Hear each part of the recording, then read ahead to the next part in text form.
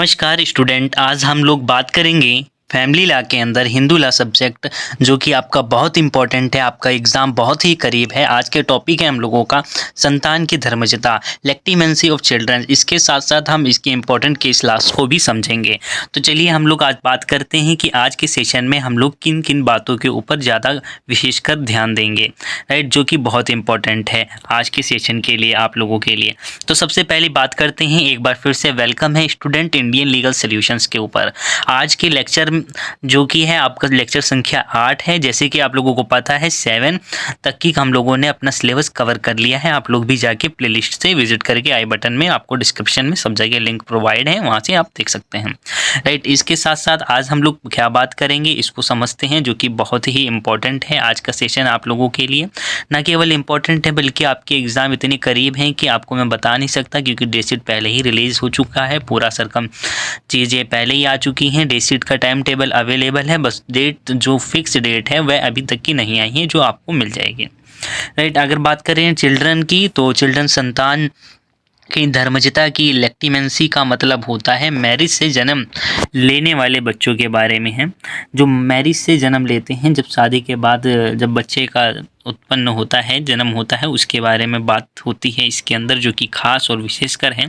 इसके अलावा हम लोगों को, अगर मैं आपको बताऊं कि आज आप लोगों को क्या ध्यान रखना है, आप लोगों को ध्यान रखना है, जो कि हम लोग आज समझेंगे सेक्शन 16, जो कि बहुत इंपॉर्टेंट है। इसके साथ साथ आपको हिंदू मैरिज एक्ट का 1955 भी आपको बताया जाएगा, जो कि बताता है कि वॉइड और वॉइडेबल मैरिज से जन्मे बच्चे भी लेक्टिमेंसी होंगे, राइट। ये सारी चीज़ें आज हम लोग कवर करने वाले हैं इस सेशन के अंदर, और ये भी समझेंगे एग्जाम्पल के साथ कि अगर किसी का विवाह वॉइड डिक्लेयर हो जाता है, तो उसी विवाह से, अगर बात करी जाए, उसी विवाह से पैदा हुए बच्चे पेरेंट्स की सेल्फ एक्वायर्ड प्रॉपर्टी के हकदार होंगे कि नहीं होंगे, राइट। इस चीज़ को भी हम लोग समझेंगे और इम्पोर्टेंट केस लॉस के ऊपर भी डिस्कस करेंगे। ओवरव्यू मैंने आपको आज के सेशन का दिया, राइट। इम्पोर्टेंट केस लॉस जो कि बहुत ही इंपॉर्टेंट है। जीनिया का केस हो गया, आपका कोपार्सनरीज का है, राइट्स होंगे कि नहीं होंगे, दिए जाएंगे कि नहीं, भारत माता वर्सेस का हो गया, राइट। और इसके साथ साथ इस केस में आपको सिर्फ बच्चे पेरेंट्स की प्रॉपर्टी के हकदार होते हैं कि नहीं, इन सारी चीज़ों को आज हम लोग कवर करने वाले हैं, जो कि बेहद इंपॉर्टेंट है, राइट। चलिए स्टूडेंट, आज का सेशन स्टार्ट करते हैं। लेक्चर 8 जो कि बहुत इंपॉर्टेंट है। 8 के बारे में लेक्टिमेंसी को आज हम लोग समझेंगे, राइट। इंग्लिश प्लस हिंदी और दोनों भाषाओं में समझने का प्रयास करेंगे, और आप लोग उम्मीद है कि समझेंगे। जैसे कि आज के सेशन को हम लोग एक्सप्लेन करेंगे बाय LLB गोविंद कुशवाहा को आप सुन रहे हैं, और आज का सेशन बहुत इंपॉर्टेंट है।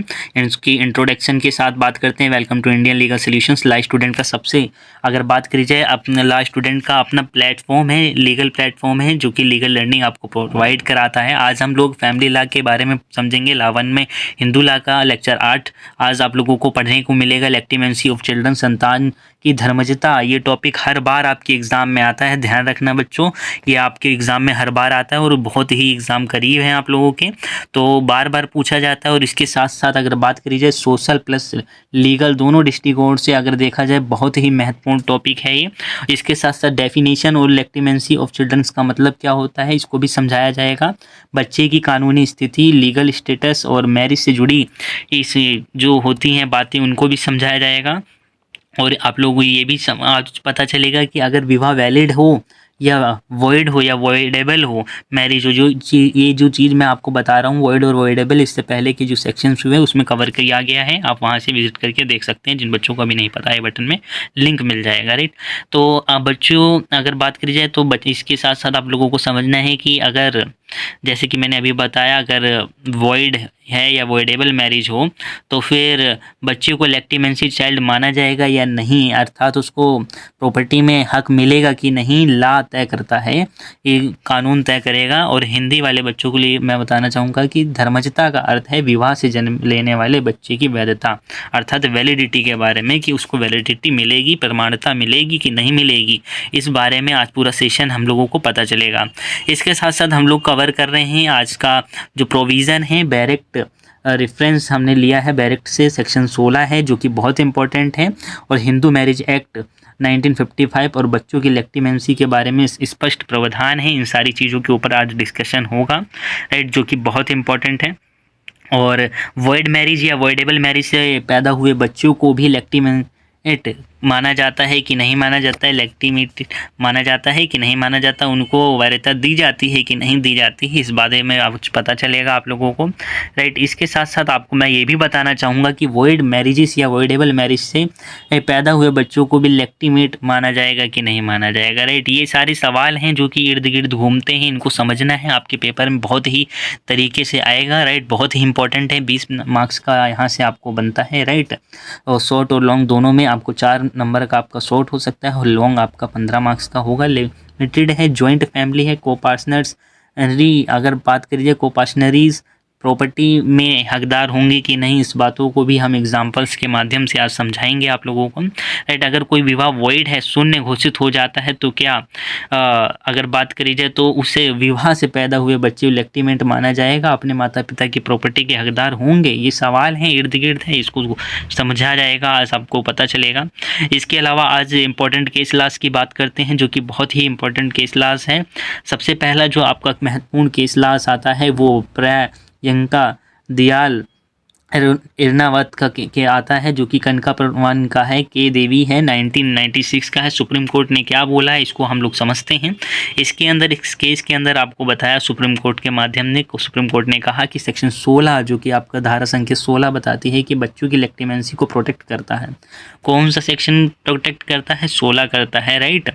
इस केस के अंदर जैसे कि मैंने आपको बताया, प्रियंका दयाल का जो एर्नावथा का केस है, इस केस के अंदर वशिष्ठ के देवी में 1996 में कोर्ट ने बोला कि ये जो लेक्टिमेंसी है उसको प्रोटेक्ट करने के लिए सेक्शन 16 को बनाया गया है, उसकी भूमिका बच्चों को सभी मान्यता में हकदार दिलाया जाए, इस वजह से, राइट। सेकंड आपका केस जो आता है बहुत ही इंपॉर्टेंट है, जीनिया क्योटिन वर्सेस कुमार सीताराम का केस है, जो कि मुजैन है, राइट। अगर बात करी जाए 2003 का केस है, अर्थात सुप्रीम कोर्ट के माध्यम से वॉइड मैरिज से भी अगर जो शून्य विवाह है उससे अगर बच्चे पैदा हुए हैं तो अगर बात करी जाए तो वो कोपार्टनरी प्रॉपर्टी में हकदार नहीं होंगे, अर्थात उनको हकदार नहीं दिया जाएगा। मतलब दोनों अगर बात करी जाए दोनों लोगों को हकदार नहीं मिलेगा, उनको प्रॉपर्टी में सामान्य हिस्सा नहीं मिलेगा, राइट। अगर बहन भाई हैं तो इस वजह से, राइट।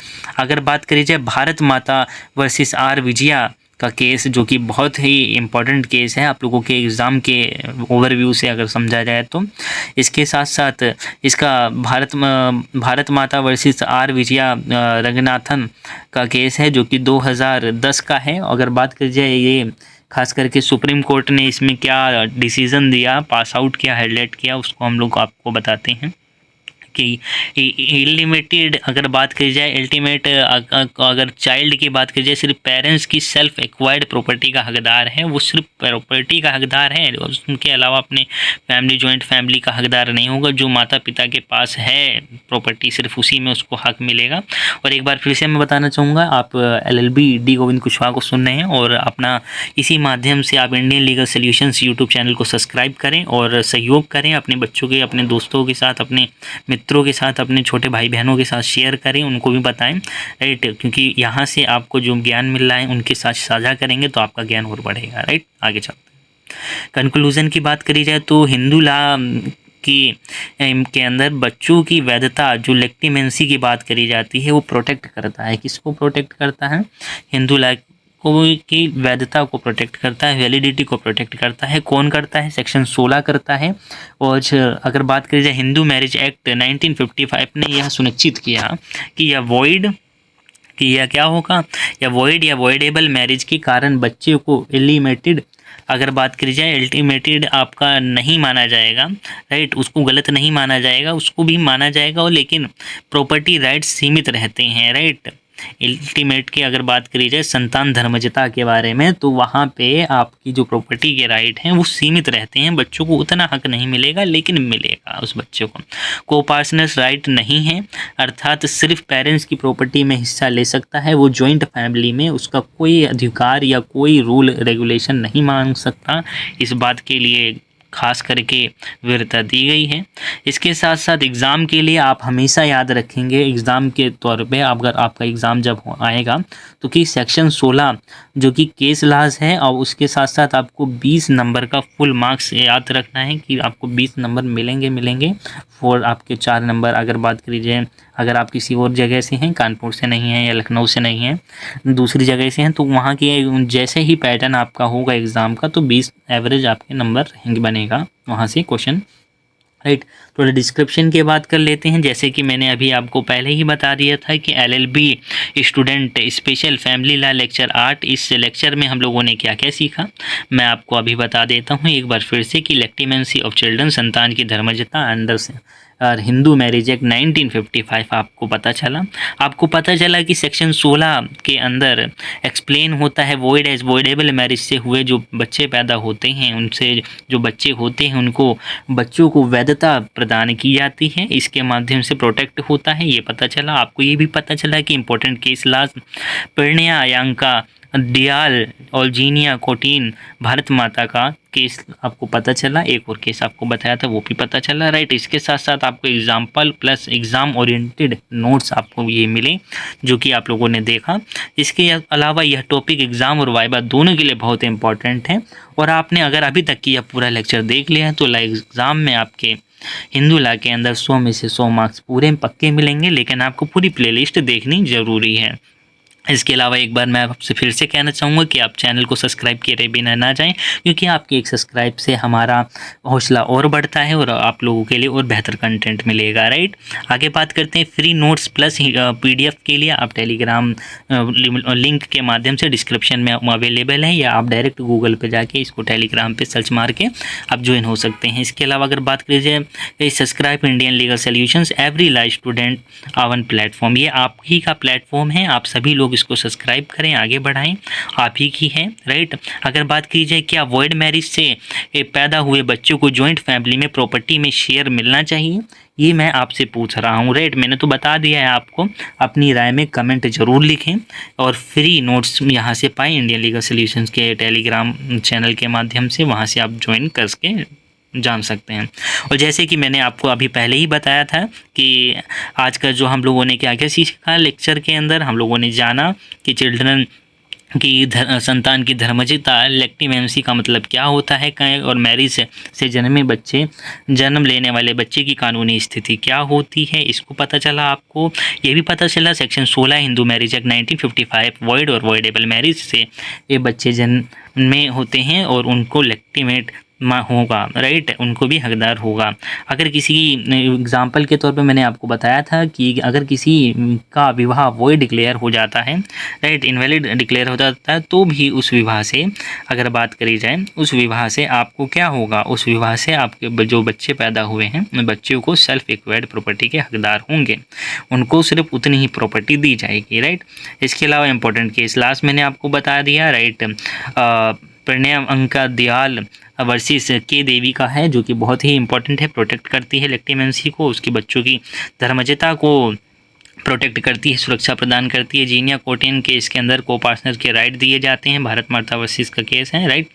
इसके अलावा केस बच्चे सिर्फ पेरेंट्स की प्रॉपर्टी तक हकदार नहीं हैं, वह आगे के भी हकदार हैं, राइट, ये बताता है कोपार्टनर्स के अंदर। और अगर बात की जाए कंक्लूजन के, आपको हिंदू लॉ की वैधता को प्रोटेक्ट करता है, राइट, हिंदू लॉ की वैधता को प्रोटेक्ट करता है। तो आज आप लोगों ने सीखा सेक्शन 16 HMA का मकसद। अगर बात की जाए हिंदू मैरिज एक्ट का मकसद क्या है, बच्चों को पेरेंट्स की गलती से सज़ा नहीं मिले, यही इसका मकसद है, और सभी को सहयोग मिले। तो थैंक यू सो मच, आज का सेशन हमारा यहीं कंप्लीट हुआ, और चैनल को सब्सक्राइब करें।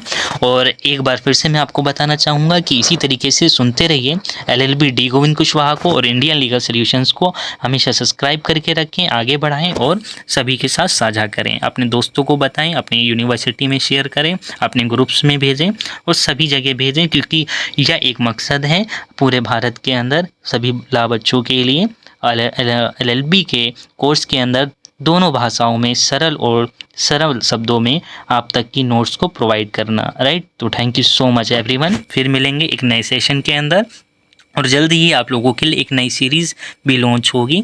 और आने वाले समय में एलएलबी प्रथम सेमेस्टर का सिलेबस ख़त्म होने के बाद एलएलबी सेकंड और एलएलबी थर्ड सेमेस्टर और एलएलबी फोर्थ सेमेस्टर और जितने भी सेमेस्टर हैं सभी सेमेस्टर के लिए एक प्लेलिस्ट जारी की जाएगी, और जिसके माध्यम से आप अपना सिलेबस जल्द ही कवर कर पाएंगे। तो thank you so much everyone, फिर मिलेंगे एक नए सेशन के अंदर। राइट स्टूडेंट, फिर मिलते हैं। ओके।